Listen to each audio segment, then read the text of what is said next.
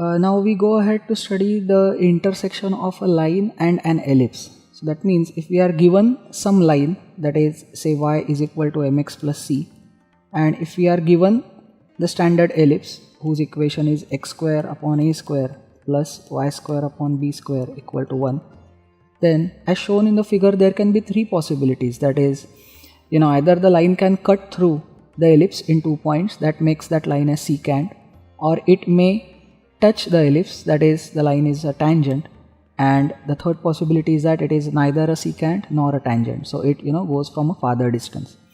So looking at the given equations of a line and an ellipse, how do we study, or how do we find out in what case it will be a secant or a tangent or neither of them?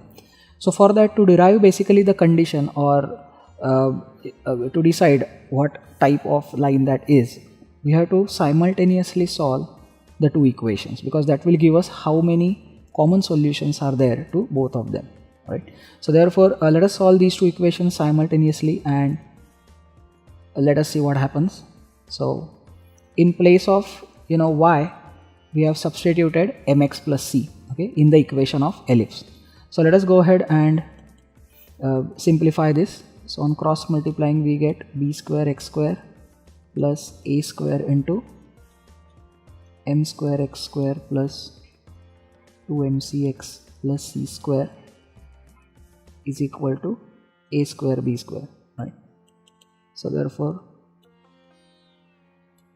b square x square plus a square m square x square plus 2 a square mc x plus a square c square is equal to a square b square. Alright. So therefore let us collect the x square terms. So I will write a square m square plus b square as common term into x square, plus let us collect the x term which is just a single term, which is 2a square mc x, and then let us collect the constant terms. So bringing that term on left side, we have a square c square minus a square b square is equal to 0. So if you look at this equation, that is clearly a quadratic in x, right?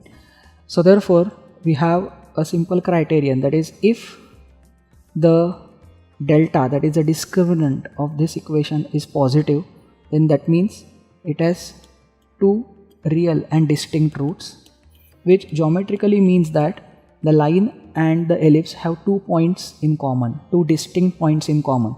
So that means clearly in that case the line is nothing but the secant to the ellipse. In case the discriminant is 0, that means we have two real and coincident solutions. So basically these are not two distinct points but one and the same position. So we have two equal roots, real and equal roots. That indicates the line is a tangent. Okay.